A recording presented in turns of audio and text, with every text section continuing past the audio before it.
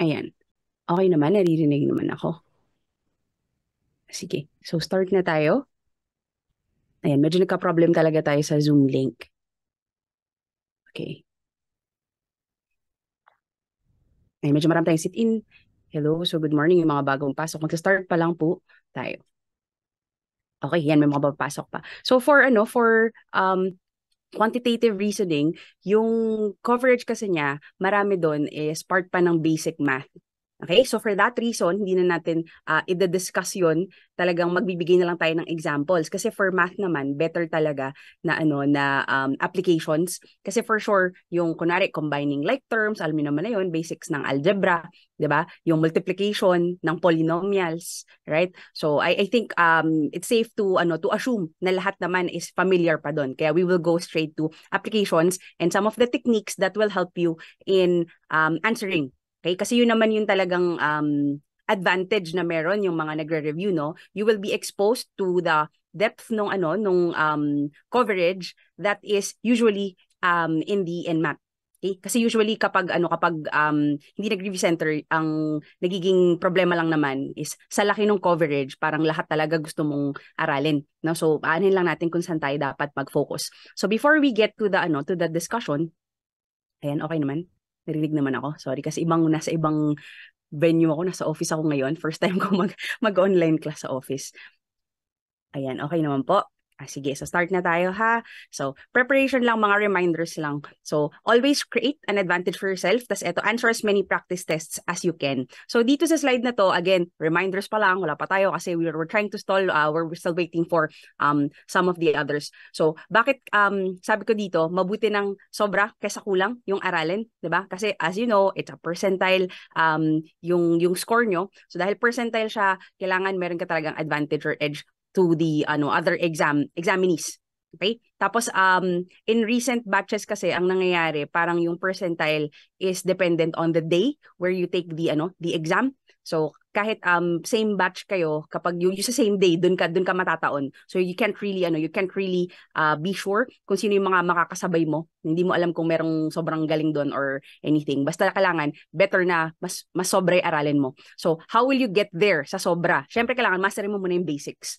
Okay? So, kung ang issue nyo, kunwari lang, physics or chemistry, tapos ang problema niyo talaga would be the more advanced topics na, bago ka mapunta dun sa sobra, kailangan master mo muna yung basics.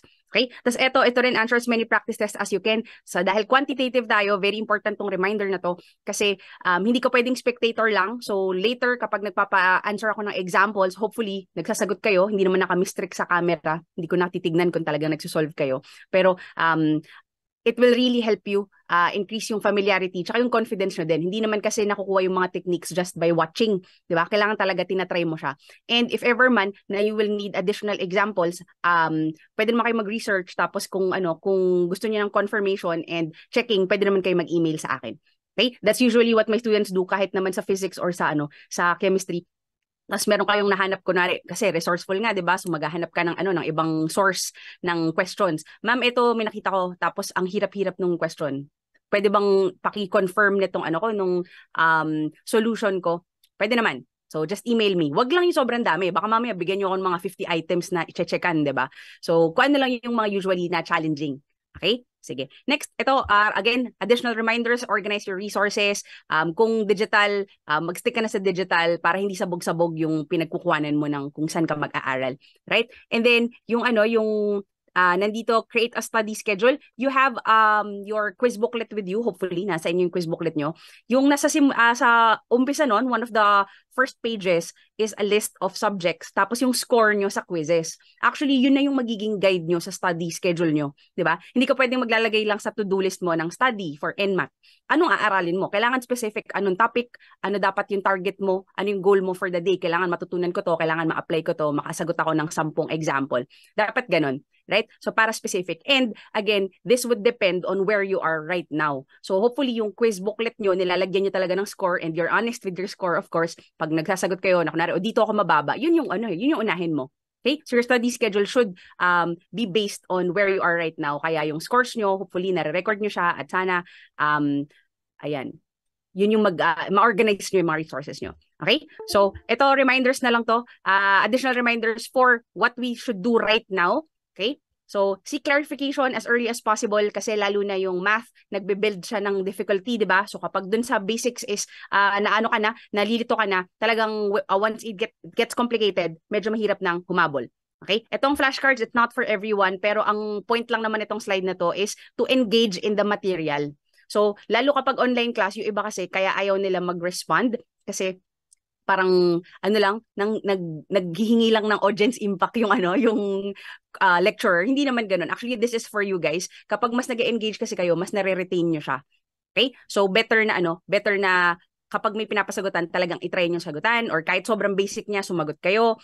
And kapag nagtatanong ako, hopefully mag-respond kayo sa chat. Hindi ko naman i-call out yung sino yung mga mali. Kahit tama kayo, hindi ko rin babanggitin yung pangalan niyo. So better na kung magkakamali kayo, dito na lang habang wala pang consequences. Okay? And then hopefully pagdating sa exam, hindi niyo na maulit yung mga mistakes. Okay yun? And then, ano bang nandito pa? Teach the materials to someone else. This is a very important, very important part din ng learning. Kung kahit pusa nyo yan or aso nyo, kausapin nyo, kasi mas ma-feel nyo din kung naintindihan nyo talaga siya pag napapaliwanag nyo siya. Kasi lalo siyang lumiliwanag sa inyo. Okay? So, ayan, marami pang dumadating. So, sakto lang yung pag-stall natin.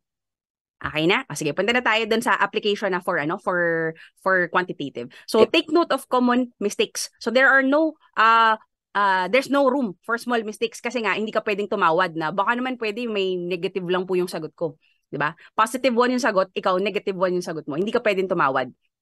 Dapat lahat ng mga common mistakes, aware na tayo para hindi na natin maulit. So, one example, teka, lagay lang tayo ng white part right here. Ito, marami pang nagkakamali dito. Teka lang. Type, ano na ako ha. Ayan. Paki-answer nga to. -2 squared. Ayan. Ayan, kakapalang ko lang tong marker ko. Ayan, very good. So, marami nang sumasagot. Ayan, yung iba. Anong answer nyo dito? -2 squared. Marami pa rin kakamali dito for some reason. Ayan. So, diba? Iba-iba. Iba-iba kayo sagot. Maganda yan. Gusto ko yung mga nag-aaway. O guys, ilan kayo dito? 47 kayo dito. Ilan lang itong sumagot? 18 lang yung sumagot. Asan yung iba? Gising na ba? -2 squared lang tayo. Dapat with conviction na tayo. Sure na sure. Ano tong -2 squared? Again, there's no room for small mistakes. O, ayan. So, sabihin na natin yung sagot, no? The answer is -4. Naalala niyo yung PEMDAS? Di ba wala namang parentheses? So, ibig sabihin, yung isa-square mo, yung 2 lang. Di ba? Hindi kasama yung negative. Okay? So, ingat dyan kasi as I've said, marami pa rin nagkamali and hindi naman ako nagsasabi sino yung mga nagkamali na yun. Diba? So, for now, dapat tandaan nyo na, recall nyo na yung PEMDAS. Nagiging nagiging +4 lang siya, guys, kapag nakasama yung negative sa sinisquare. Okay yun? So, hopefully, ayan, hindi nyo na ulitin yan. Minsan, lumalabas pa ba ma'am yung ganyang ka-simple? Oo, lumalabas pa rin siya. Okay? Sige. Try naman natin 3x to the -5. O, ayan. Negative exponent. Naalala nyo pa? Ano nangyayari kapag negative exponent? Ayan. Good, good. So, mabilis lang to, no? Ayan. So, ang negative exponent, natatandaan natin, lumilipat lang siya ng pwesto. Okay? The same thing, pag walang parentheses, wag mong idadamay yung nananahimik na 3. Diba? Yung 3, civilian yan, wag mo siya idadamay. Okay yan? So, ayan. Medyo halos lahat naman kayo tama dyan. So, 3/x to the 5th lang siya. Wag niya idadamay yung 3. Pero the moment na magkaroon niya ng parentheses, of course, so lagyan natin ng parentheses, ganyan siya. Tapos -5, kailangan masama na siya, no? So, magiging 1/3 to the 5th. Tapos x to the 5th pa siya. So, you just need to expand. Okay tayo doon? So, again, ang reminder lang dito kasi yung parenthesis na yan, very, very common mistake pa rin. And for some reason, maraming nadadali. So, sayang kasi guys, alam nyo, believe it or not, kayang-kaya nyong perfectin yung quanti. Okay? So, yung iba, sabihin nila, hindi naman sila magaling sa math before or never naman sila talaga nag-excel sa math. Pero, very possible pa rin na ma-perfect nyo yung quanti. Okay? Sige, so clear natin to ha. Dagdagan lang natin tong reminders na nasa screen. Let's have number 2. Ayan. So, ito meron na yan. Sabi ko na yan kanina, create an improvement list. No? So, yung number 2. Number 3 na tayo. Concepts is greater than techniques. So, I will be teaching some of the techniques na maa-apply natin sa word problems kasi yun yung kadalasang issue ng mga students. Paano ba mas mabilis masasagutan yan? And ang lagi din naman naririnig ko is, ma'am, alam ko naman yung gagawin or tama naman po yung inisip kong solution. The thing is, kulang yung oras.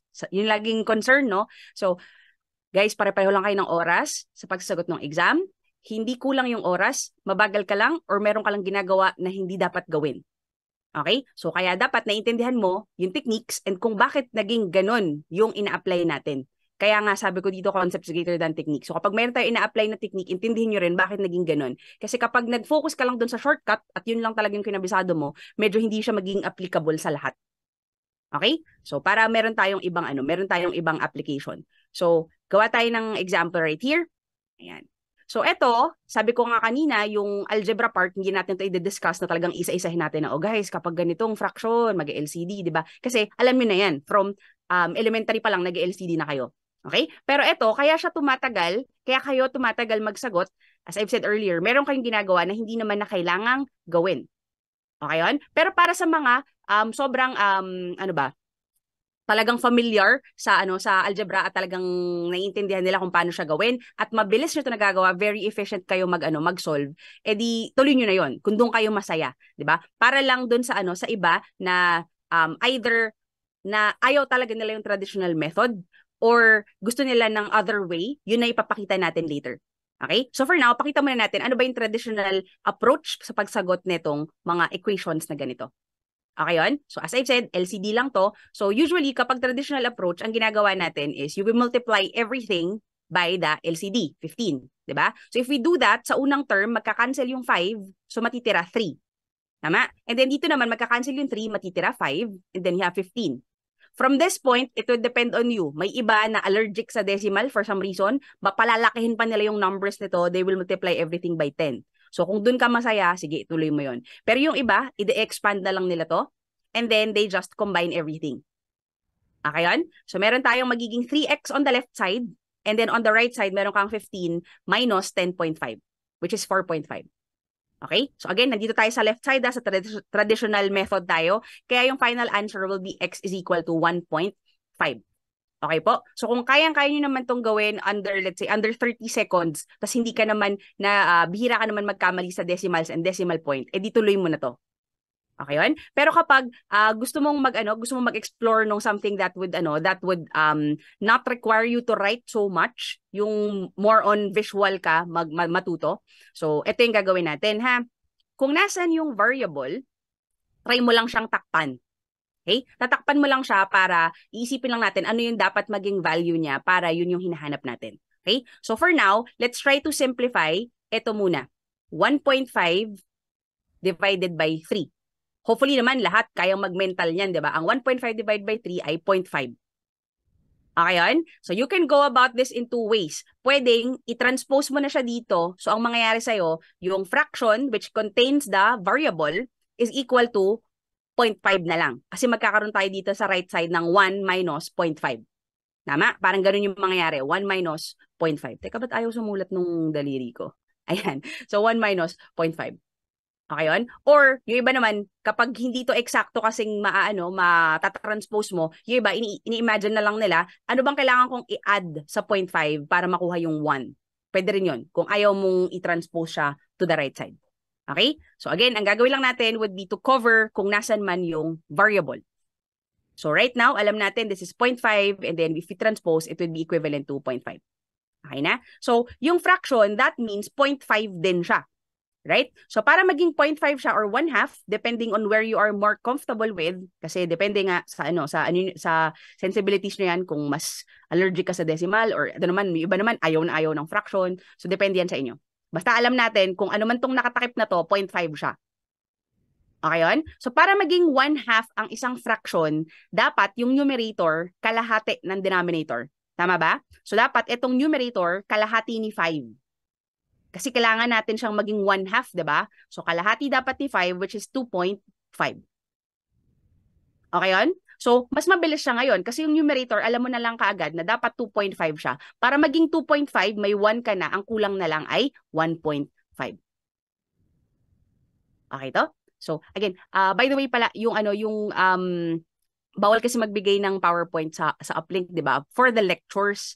Okay 'yun. Pero itong PowerPoint na to kasi I made it myself. So I will give a copy para lang hindi na rin kayo puro screenshot. no, na tuloy-tuloy. Pero yung mga sinusulat ko kasi, later kapag bibigyan ko ng ibang mga marka-marka dun sa sa pangalan nito, sa slides, yun na lang yung i-screenshot nyo. Pero the entire solutions naman ng nitong PowerPoint, I will give you a download link later. Okay yun? So, ang bawal kasi ibigay would be the lecture part. Wala namang technically lecture dito sa sa session na to kasi puro application siya for Quanti. Okay po? So, ayun. Baka kasi worry nyo pa siya at kung nagdo-notes pa kayo at yung iba naman na digital yung gusto, at least meron na kayong compiled version later. Okay po? So again, parang ang dami lang nung daldal dito sa right side yung ginawa natin. Hindi lang kasi siya as mechanical, ikaw yung mag-imagine kung ano yung kailangan, what would the equation require. Pero guys, kapag praktisado kayo dito sa alternative method na to, sobrang bilis niya. Okay? So, ganun nyo lang siya padadaanin sa utak. Try to solve for everything. Bihira naman tayo bibigyan ng dalawang term with a variable that is not easily combined. Ito kasi, di ba, isa lang yung variable dito. So, kapag dalawa yung variable na ma-encounter nyo, you just need to combine them before you do this takip-takip method. Okay tayo? Sige. So, clear natin to So, let's explore other topics na pwede nating ma-encounter in the NMAT. So, ayan yung mga latecomers. Nasa pa lang kami? Nasa intro pa lang kami. Nagbibigay lang ako ng mga techniques tsaka yung mga common mistakes that should be addressed right away kasi sobrang basic nila. Hindi na dapat natin sila isama later sa discussion kasi mga reminders na lang yun. Okay po? So, last na lang tayo. Last reminder. Guessing should be the last resort. Dapat per topic that you should be familiar with, meron ka ng way para makapag-eliminate efficiently ng choices. Yung mga bagay na parang, uy, ito sobrang obvious na nito na mali. Dapat hindi mo na siya pipiliin. Ganun yung natin, yung way natin para in the event na kulang talaga tayo sa oras. Kasi may time na ganun no? Na parang hapit na hapit ka na, kunwari natagalan ka sa isang item, medyo dinibdib mo siya masyado. Tapos, konti na lang yung time na natitira for that section in the test. Guessing should be the last resort. So you should at the very least, maka-eliminate ka ng isa. That already increases your chances of getting the correct answer. Pero better talaga lagi na dalawa yung ini-eliminate natin before we arrive at the yung parang kadalasan tough choice kapag dalawa yung hindi mo matanggal. Hindi ka pa matanggal pala rather na isa. Okay? Sige. So let's have an example. Pagdating sa word problems, ang pinaka-common na may encounter nyo would be age tsaka work. Okay yun? So, ang daming word problems. Again, ang pinaka-common ay age at work. Okay yun? So, dahil nasa work tayo, syempre, classic. Meron na namang pipinturahang dingding. Di ba? Lagi naman, pag work problem, for some reason, lagi na lang may mga dingding na kailangan pinturahan. So, let's start. Tony can finish painting a wall in 4 hours. On the other hand, si Mark naman can finish the same job for 6 hours. Okay yun? So, for sure, naka-encounter na kayo since high school may ganito naman. Yung rate of work nila, hindi nagbabago. Tama? So, from start to finish, yun lang talaga yung nagagawa nilang trabaho.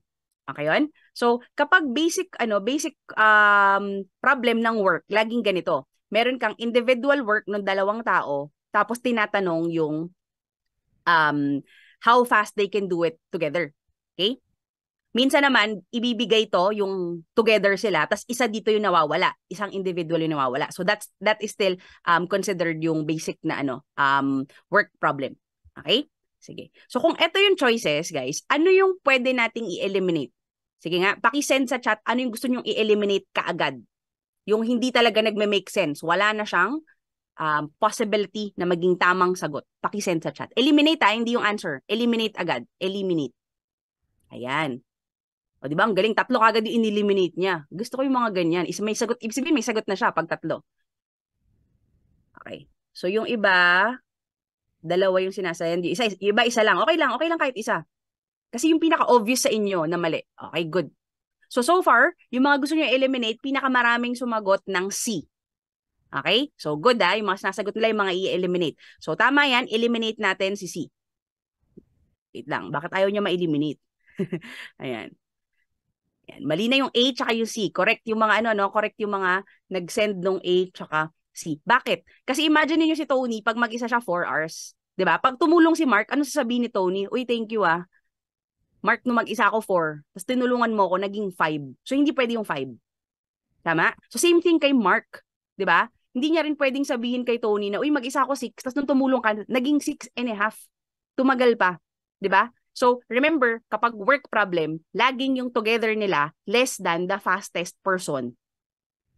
Okay yun? So, etong dalawa lang yung may sense. Tapos, laging ganyan yan, guys. Meron kayo kagad may eliminate automatically. Right away, meron ka na kagad matatanggal kahit isa. Okay po? So, yung mga sumagot nung B tsaka D to eliminate, baka ang sinasagot nyo na kagad yung sagot na, yung final answer na. No? So, hindi, again, I were trying to eliminate pa lang. Okay po? Sige. So, tingnan muna natin yung yung shortcut niya before I explain bakit naging ganito yung shortcut. Ang shortcut nito lagi is product over sum. Okay? Product over sum yung shortcut. So, ano ba yung product ng 6 at 4? Ayan, teka, ba't ayaw lumabas nung next part ng slide? Ayan. Okay? Ang product ng 6 at 4 ay 24. Tama? Tapos yung sum nila ay 10. Okay, yan. So, yung 24 over 10, obviously, kailangan pa natin yung i-simplify, pero there will be times na final answer na siya kaagad. So, ito po ay 12 over 5. Minsan, 2 and 2/5, no? Which is letter B. Ayan, yung mga sumagot ng B, B lang talaga nilagay niya. Probably, nag-solve kasi talaga to. So, ito na yung final answer. Okay po? So, syempre, minsan, depende sa trip ng gumawa ng exam, ito, pwede mo pa siyang i-convert to minutes. Diba? So, gagawin lang natin 2/5 times 60. Tama po? So, yung 60 magiging 12. So, you have 24 minutes. So, pwede itong maging 2 hours and then 24 minutes. Okay yun? So, yun lang naman yung nakaka-bad trip sa sa math. Tama na yung sagot mo. Nakarating ka na sa final answer kaso wala siya choices, di ba? So, pwedeng 12/5. Possible na nasa choices yan. Pwede rin 2 and 2/5. Pwede rin itong naka-expand. 2 hours and 24 minutes. Yan po yung eksakto na together nila na time. Okay? So, classic to laging may mga ganyang work problem. Again, possible po na yung together, yung given, pero yung isa sa individual yung nawawala. Pwede rin ba na dalawa yung nawawala sa individual? Pwede rin. So, we'll try to do that later. Okay?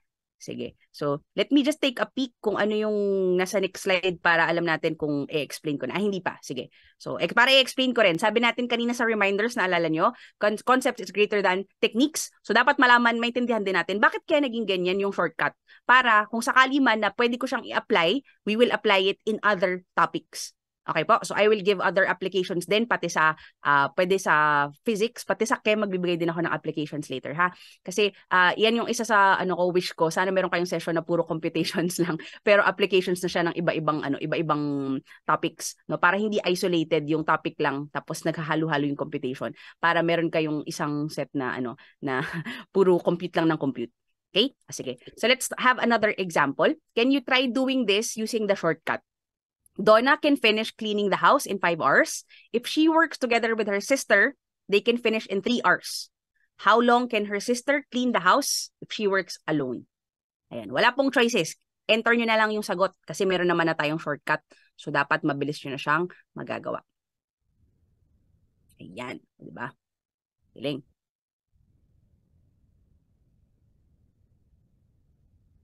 So, meron ng 3 sumagot.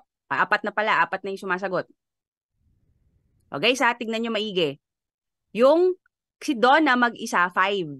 Yung together, 3. Together yung 3. Wait lang. Hala, bakit dumadami yung sumasagot nito? Wait lang. Balikan natin yung kanina, ha?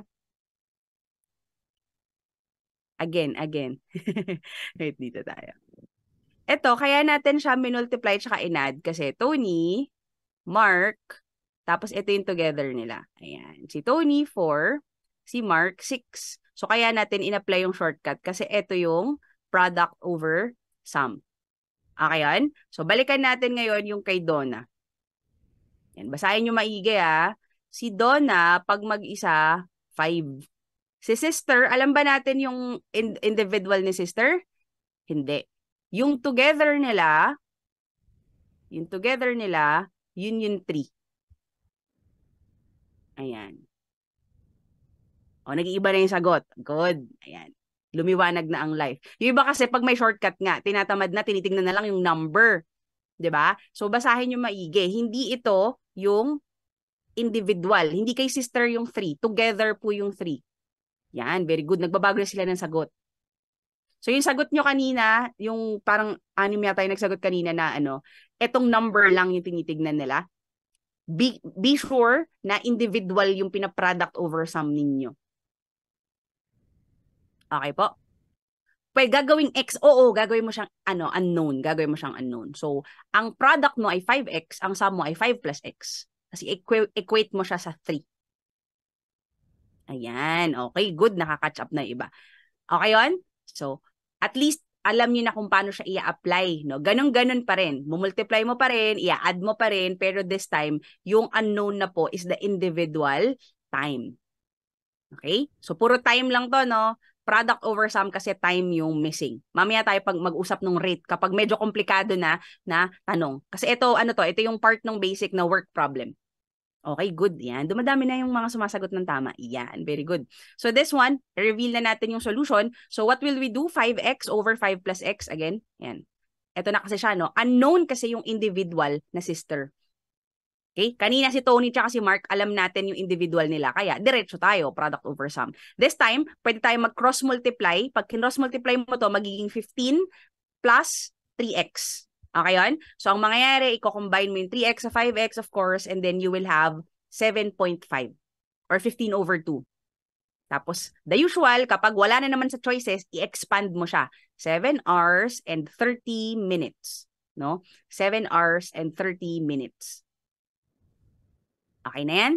O sige. So again, para to sa pinakamadaling version ng work problem. Binibigay yung mga time, individual time or yung total time, tapos isa doon yung missing. Okay po? So ganun yung gagawin natin kapag ganyan yung question. So saan ba galing tong shortcut na to? So ayan, meron pa pala siyang fraction. Andyan yung fraction. Saan galing tong shortcut na to? Kasi yung formula probably na na-encounter ninyo from high school would be yung reciprocals, no? Wait lang ayaw lumabas. Uy, sorry. Bakit nag-answer na kagad siya? Ayan. Ito yung formula that you probably have encountered in school. Okay yan? So, kunwari, yung 1 over, kay Tony, no? 1 over 6 plus 1 over 4 is equal to 1 over total. Ayan, ganyan siya. Okay yun? On the right-hand side naman, itong color orange, hindi to formula, no? Ito yung kung paano tayo mag-solve ng fraction. Naalala nyo pa? Kapag meron kang ina-add na fraction, ang ginagawa mo, minumultiply mo tong baba, kaya nakuha yung AB. Tapos nagko-cross-multiply tayo. B times 1, kaya nakuha tong B. Tapos A times 1, kaya nakuha yung A. Kung ano yung operation in the middle, yun yung kinokopya natin sa gitna. Okay yun? So, kunwari, meron ako. Gawa tayo example dito sa right side, ha? 2/3 tsaka 1/4. Ano daw yung ginagawa natin? Multiply mo yung baba. Tapos, cross-multiply, no? So, magkakaroon ako ng 8 tsaka 3. Tapos, kukopyahin ko na lang yung sign sa gitna. So, the final answer is 11 over 12. Tama? So, yung iba, kaya nalilito kasi, etong way na ginagawa natin to add fractions, ang nagiging resulta po niya, sum over product. Diba? But ganun, ma'am, yung shortcut, diba, product over sum? Bakit yan? Sum over product. Kasi po, ito yung sagot sa fraction. Diba? So, etong nandito, ayan, yan yung sagot dito pa lang sa left side. Okay? Ang kailangan mo is reciprocal nung answer. Kaya, yung binibigay nating shortcut, product over sum. Hindi siya sum over product. Okay po? Pero again, in the event na ang kailangan mong i-add ay yung reciprocals lang, hindi naman pala kailangan i-reciprocal pa yung final answer. That means sum over product yung gagawin mo. Okay yun? So kaya lang natin ginagawang product over sum dahil nire-reciprocal pa natin. Ano yung sinasabi ko kaninang pwede nating i-apply sa ibang subject? Kasi sa physics, ma-encounter nyo tong formula na to. Pero hindi ko alam kung nag-physics na kayo, no? Pero sa siya sa electricity, no? Tsaka sa optics. Okay? So, kunwari, ayan, yung resistance, di ba? Naalala nyo sa parallel circuits. Ito po yung formula na pinapamemorize sa atin. Di ba? Total. So, meron kang R1, R2, tsaka RT. Total. So, kunwari, meron tayong unang resistor. Ayan, ganda. Ang hirap mag-drawing. So, this one is, let's say, 6 ohms. Ito naman ay 2 ohms. Ayan. So instead, nagagamitin mo pa tong formula na to, itong naka-red, ang gagawin na lang natin, yung shortcut natin, product over sum. Diba? 12 over 8. So divide natin pareho by 4. So magiging 3 over 2 ohms. 1.5. Okay yun? So kaya ma-apply din natin yan. And sa optics naman, yung sa burahin ko lang to guys ha. Wait, ibahin pala natin ang kulay para alam nating ibang formula siya. Sa optics naman, yung sa distance ng object, distance, tapos yung distance ng image, image is equal to 1 over the focal point. Diba? So magkakamukha lang silang lahat na formula. Pero you don't have to do them separately. Puro product over sum lang po ang gagawin natin. Kahit na nawawala yung isang individual, ganun lang din yung i-apply natin. No? Hindi naman na tayo iiba ng approach or solution. Okay po? So yung mga ganyan, tuwing ma-encounter ninyo yung reciprocal. Yes, kapag 1 yung numerator. Opo, pag 1 yung numerator. Syempre pag iba yung numerator, gagawin mo na, i-add mo na lang yung fraction tapos babaliktarin mo na siya. Okay? Paano po pag madaling i-convert? Actually, that's a valid concern. Sige, address natin 'yan. Paano daw kapag madali namang i-convert to decimal yung fraction? 'Di ba? Ang ganda ng tanong niya. Kunwari, yung yung lumabas ganito yung solution, 1/2 tapos 1/4 equals 1 over yung nawawala. Di ba? Magpo-product over sum pa rin ba ako? Depende sa'yo. Kung ano yung gusto mong, kung ano yung mabilis. Di ba? This is just an alternative solution for you guys. Kasi kung mabilis ka dito, yung talagang nagpa-fraction ka, again, kung doon ka masaya, sige, ituloy mo yan. Pero kung kaya mo naman siyang i-convert, yun yung concern ng classmate nyo, ma'am, naisip niya siguro 0.5 to. Di ba? Pwede. Isipin na lang niya 0.25. O, pwede naman. Diba? Pag inad ko to, edi magiging 0.75. Ang concern ko lang dito, baka kasi, wag mo na lang, baka lang kasi, malimutan mo na ire-reciprocal mo pa siya. Kasi itong 0.75 in fraction, alam mo 3/4 siya, diba? 3/4 siya. So this one, 3/4. Pero hindi yan yung hinahanap. Ang hinahanap mo, yung reciprocal ng 3/4. So baka lang malimutan mo mag 4/3. Yun lang yung concern ko dito. Pero kung kaya mo naman siya ng mabilisan, tapos hindi mo naman, kung nare-remind mo yung sarili mo na, ay, i-reciprocal ko pa. Sige, go ahead. Okay? Kasi kapag ginawa mo yung product over sum dito, diretso siya di ba? 8 over 6. So diretso kang 4/3. Hindi ka maliligaw na baka magawa mo pa siyang 3/4. Okay? Kailangan lang po ulit mag-product over sum. Yes, yun yung kailangan gawin. Okay po? Pero valid concern yan. Thank you for bringing it up. Possible nga minsan, lalo kapag physics problem, guys. Kapag itong naka-red, yung sa electricity, medyo bihira tayo makaka-encounter dyan ng magandang decimal.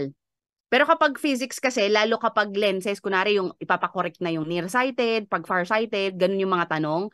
Ayan, kadalasan ganito 2 kasi 20 centimeters, di ba? 40 centimeters. Pag ganun, talagang madali siya i-convert to decimal. So, depende na lang kung saan ka komportable. Kung okay na sa'yo yung product over sum, sige, tuloy mo na. Pero kung ayaw mo at gusto mo talagang ipilit yung yung ganitong decimal, sige. Di ba? Okay? Sige. Start. Yes. I-reciprocal lang yung final answer. Okay na to? Sige. Kiklear ko to kasi syempre, ang in-explore pa lang natin right now is yung application nitong formula of work. Okay? So, paano naman kapag hindi ganon ka simple yung tanong? Paano yung mga questions na nung simula mag-isa lang siya? Tapos, gaano katagal kapag tinulungan na siya nung isa pang tao? So, that means may nagawa siyang work mag-isa. And then, okay. Meron pa siyang i-continue for the next partition of the work. Okay? Sige. So after we have explored this shortcut part, so I didn't know that there was an international student here. Sorry. I wasn't informed at all. Alright? Sige. So, for this one, yung application for this is for individual time given and for the total time given. Whenever you have partition of work, so let's explore that. Let me cover with white sheet first. I can't go to the next slide yet so that we have the ability to undo the list. Yan. Yan na siya. Okay? So, case 1. Let's go back to the example earlier, Tony and then Mark. Tony, if you can recall, the individual time for Tony was 4 hours. Okay? And then, individual time for Mark was 6 hours. Using our shortcut, we got 24/10 or 12/5. Okay? So, whenever you're solving, please do not convert yet to mixed number or decimal or the expanded version. Okay yun? Kasi it's better if you have improper fraction since if there is a partition in the work we are solving, we don't need the time. What we need is actually the rate. Okay? The good news is we already cut our solution into half because of the shortcut. Usually, whenever questions like this are given, students have to devote a certain time just to solve for this 12/5, but we already got over that within a few seconds, diba? Because of the shortcut. So the rate is just the reciprocal of the time. You have 1/4, so yung 4 becomes 1/4, 6 becomes 1/6, and then the 12/5 that we previously solved will just become 5/12. Okay, so let's explore this a bit. So it means Tony, the first person, Tony finishes 1/4 per hour. Diba? On the first hour, 1/4. And then on the second hour, 1/4 again. That's 1/4 again. By the fourth hour, the job is already finished. Okay? So yun yung difference ng time and rate. Alright? So for Mark, it's 1/6 per hour. And then together, if they work together from start to finish, it would be 5/12. Okay na? So, let's explore yung what I have been mentioning earlier, yung partition. So, let's have case 1. Case 1, Tony will work for 1 hour. Then, Mark will help finish the job. Okay? So, for questions like this, again, you cannot simply do power product over sum because there is a partition in the work. They will not start and finish the job together. All right? So, what will happen here is you just need to use the rate. That's why we listed the rate. So, hindi po gagamitin yung rate. Yes, that's a correct interpretation. We will not use the rate if it's a basic question, just like what we have answered before. Okay? But if there is a partition, the rate is needed. It would depend on you if you're more familiar with this question, you don't really need to write this down. Okay yun? But if it would help in for clarity of the question, yeah, it would be beneficial for you to write down the rate in the given part. Okay na? Sige, so let's start. The rate of Tony is 1/4, and then she will work for 1 hour, so you just multiply that. Okay na? Since this is a collaborative work, it should be addition. Alright? And then, Mark will help finish the job, meaning they will work together. Even if Mark is the only person mentioned, this phrase implies that they will work together. So what we will use is the rate of their together time. So 5/12. And then the time is missing kasi usually the question is how long will they have to work together to finish the job. So this one should be equal to 1. It's always equal to 1. Okay po? So this is how we solve work problems with partition. Okay na? So let's have another case. You just need to solve for that algebraically. Case 2. Wait lang. Why is this green? Let's make it blue. Ayan. Tony will work for 2 hours. Mark will work for 1 hour. Then they will finish together. Ayan. 3 partitions. So we are expecting 3 fractions. Ay, sorry. Okay, so again, we are expecting 3 fractions. Let's extend this para isang line lang. Okay. Oh no, nawala. Yeah, never mind. So this one, Tony 1/4 for 2 hours, and then Mark is 1/6 over 6 for another hour. Then they will work together, so 5/12. That's the time that is missing we are solving for. And it's always equal to 1. Question, kahit ilan pong fraction? Yes, kahit ilang partition. So it doesn't really matter if there are 4 partitions, let's say 30 minutes, 30 minutes, 30 minutes. That's totally fine. As long as you do not forget that 30 minutes should be converted to 1/2. Okay? So far, we have explored 2 types of work problems. The more basic one, where we just apply straightforward the product over sum shortcut, or this specific type, which is there are partitions in the work. Any more questions for this topic? Question, paano po kapag 3 people? Also, your classmate is concerned about work problems naman that concerns 3 or more people. So how do we apply? Is it still product over sum? So very good question. Sige. So take a screenshot of this before I cover it again. So I can't move to the next slide kasi wala siyang extra and I can't really open the whiteboard. I don't have permissions for the whiteboard. Let me cover lang this with white block again. Sige, good question. Let's explore what will happen if you have 3 or more people. So 3 people na lang muna ha. So that you can apply this for physics as well. So if you have 3 resistors, what will you do? Okay. Sige, that's a good question. Pero for optics, there are no 3 fractions actually. So you can just expect this for work problems and for electricity. Okay? Sige. So let's have person A who can finish in 5 hours. Okay? Person B who can finish in 3 hours. And then let's have person C who can finish in 2 hours. What will be their time together if they work from start to finish? Okay? So our shortcut, if you can remember, is product over sum. Right? Product over sum. Pero this time, since there are 3 people involved, it's not a simple sum. It's modified sum. So product, you just multiply all 3 over modified. Why am I writing? Nag-type ko na lang. Modified sum. Pero anyway, let's do that here. The product is simply 5 times 3 times 2.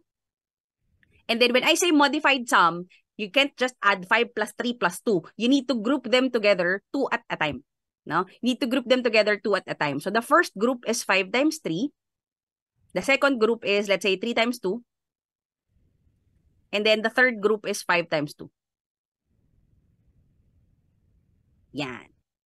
Alright? And then you just add them together. So now I have 30 on the numerator and then 15 plus 6 plus 60. This is 2 lang pala yun. 10 pala. Akala ko 12. So, wait. This is 2 ha. This is not 12. Ako yung nalito sa sulat ko. Okay? So, ganyan siya. So, thank you for your questions. So, at least we can add other possible questions. Okay po. Work problem lang po talaga. And age, yes. Yes, work problem and age problem. You can, if you want, you can review other types of word problems like mixture. For mixture, focus on non-discrete, not the continuous, the non-continuous examples. So yung alcohol solution, yung mixing water to dilute, yeah, that can sometimes come up. Pero most of the time, what really appears in the exam are age problem and then work problem. So I'm trying to recall other examples. Geometry problems will appear as well. So we have examples of that later in the quiz. Okay po. Sige. So with that, again, yung first part natin, the first are just reminders for you guys. Do not prioritize shortcuts over concepts. And then again, make your improvement list and ano pa ba? take note of common errors kasi there are no room for small mistakes. Okay po. So hopefully you remember this work problem kasi it's a staple in the NMAT word problem part. Okay na? Sige. So let me clear this entire slide. So with that, you may start answering your quiz. Please go to page 47. Please go to page 47 of your quiz booklet. Meron kayong link. So if you don't have your quiz booklet with you, you can answer through the link that was sent through chat.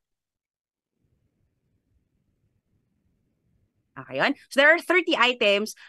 Standard na 1 minute per item yung allotted time natin. That's an internal timer that we have. If you exceed more than that, usually the question is no longer worth it because all of them are only has only 1 point, of course. So there's no extra point for elaborate solutions. All right? Sige. So let me start the timer, guys. You have 30 minutes to answer 30 items. And then after that, you will start the discussion and I will insert some lecture part in the discussion of the answers. Okay. We start the timer. Timer starts now.